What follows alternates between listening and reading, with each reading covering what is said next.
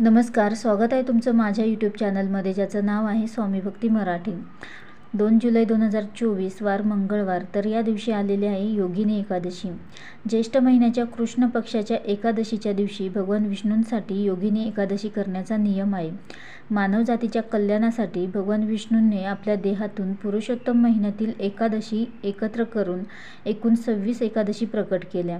पण दरवर्षी आपण 21 एकादशी करत असतो। तर ज्या वर्षी अधिक मास येतो तर त्या वर्षी आपण एकूण 26 एकादशी व्रत करत असतो। तर योगिनी एकादशी ही बदनामी आणि सर्व प्रकारच्या त्वचा रोगापासून आपले जीवन यशस्वी करण्यासाठी मदत करते।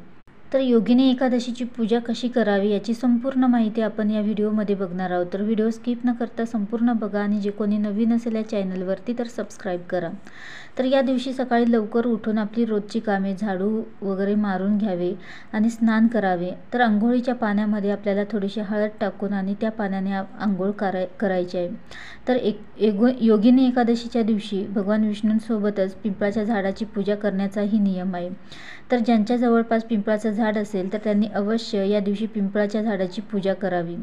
तसेच विठ्ठलाची किंवा भगवान विष्णूंची किंवा पिंपळाच्या झाडाची पूजा करत असाल तर तिथे जाऊन ओम नमो भगवते वासुदेवाय नमः या मंत्राचा जप करायचा आहे आपल्याला 108 वेळा। तर यामुळे नक्कीच तुम्हाला सेवेचा चांगला अनुभव मिळेल। तर हा मंत्र अतिशय प्रभावी मंत्र आहे आणि आपली जी काही संकटे असतील तर ते संकट काळामध्ये तुम्ही जर या मंत्राचा जप केला तरीही तुम्हाला याचा चांगला अनुभव मिळेल। तर योगिनी एकादशीच्या दिवशीही आपण ज्या प्रकारे इतर एकादशीचे व्रत करतो किंवा पूजा करतो तर त्याचप्रमाणे आपल्याला याही दिवशी पूजा करायची आहे। तर विठ्ठल रुक्मिणीची मूर्ती किंवा फोटो असेल किंवा बाळकृष्णाची मूर्ती असेल किंवा विष्णूंची मूर्ती असेल तर त्यावर आपल्याला अभिषेक घालायचा आहे। तर दुधाने किंवा पाण्यानेही घातला तरीही चालेल आणि मूर्ती स्वच्छ करून कोरडी करून जागेवर ठेवायची आहे। तुमच्याकडे फोटो असेल तर फोटो तुम्ही पुसून घ्या आणि धूप दीप लावून ओवाळून घ्या। तसेच या दिवशी पिवळ्या रंगाची फुलं आवर्जून वाहा। गंध हा चंदनाचा किंवा अष्टगंधाचा तुम्ही लावू शकता। तसेच या दिवशी खडे मसाले ही एका प्लेटमध्ये काढून तेही आपल्याला या पूजेमध्ये ठेवायचे आहे। तर बघा, खडे मसाल्यांचा वापर आपण बऱ्याच वेळा आरोग्यासाठीही करत असतो आणि त्यामुळेच आपल्याला या दिवशी खडे मसाले ही आपल्याला एका प्लेटमध्ये काढून ठेवायचे आहे। त्यासोबतच उपवास सोडताना तुम्ही यापैकीच खडे मसाल्यांपैकीच एखादा पदार्थ तुम्ही उपवास सोडताना खाऊ शकता।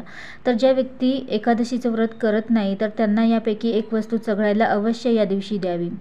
तर ज्याला काही आजार असेल तर त्यांनीही अवश्य हे खावे, या दिवशी खावे, तर ते कमी होण्यास मदत होईल। तर इतकं महत्त्व आहे या योगिनी एकादशीचं। तर या दिवशी भगवान विष्णूंची सेवा अवश्य करावी। तर वर्षभरात येणाऱ्या सर्व एकादशी व्रत आपण ज्याप्रमाणे पाळतो तर अगदी त्याच प्रमाणात आपल्याला हेही व्रत पाळायचं आहे। तर संपूर्ण दिवस आणि रात्रभर आपल्याला उपवास पकडायचा आहे आणि दुसऱ्या दिवशी सकाळी आपल्याला सूर्योदयानंतर हा उपवास सोडायचा आहे। तसेच बुधवारी लगेच प्रदोष आहे, त्यामुळे जे प्रदोष व्रत करतात तर त्यांनी एकादशीचं व्रत हे सूर्योदय होण्याच्या आतच उपवास सोडू शकता। म्हणजे तुम्ही दालचिनी किंवा लवंग म्हणजे जे खडे मसाले ठेवले आहे तर त्यापैकी एखादा पदार्थ खाऊन तुम्ही हा उपवास सोडू शकता आणि सूर्योदयानंतर परत तुम्ही तुमचं प्रदोष व्रतही चालू करू शकता। म्हणजे तुमच्याकडून एकादशीही सोडली जाईल आणि प्रदोष व्रतही तुमचं सुटणार नाही। तर एकादशीचा दिवस हा तुम्ही दिवसभर विष्णूंची सेवा ज्या करायला तुम्हाला जमतील तर त्या तुम्ही भगवान विष्णूंच्या सेवा करू शकता किंवा भगवान विष्णूंचं नामस्मरणही केलं तरीही चालेल। म्हणजेच ओम नमो भगवते वासुदेवाय नमः या मंत्राचा जपही केला तरीही चालेल। त्यासोबतच एकादशीच्या दिवशी संध्याकाळी आठवणीने तुळशीजवळ एक तुपाचा दिवा लावू शकता। तर यामुळे आपल्या घरातील जी लक्ष्मी आहे तर ती कायम स्थिर राहते आणि आपल्या घरामध्ये पैशांच्या अडचणी असतील तर त्याही दूर होतात। तर ज्यावेळी माता लक्ष्मी भगवान विष्णूंसोबत ज्या ठिकाणी वास करते तर त्या ठिकाणी ती चिरकाल टिकते आणि त्यामुळे आपल्याला हा उपाय या दिवशी करायचा आहे। म्हणजे माता लक्ष्मी आपल्या घरामध्ये अखंड वास करेल। व्हिडिओ आवडला असेल तर लाईक करा, कमेंट करा, शेअर करा आणि सबस्क्राईब करा। श्री स्वामी समर्थ।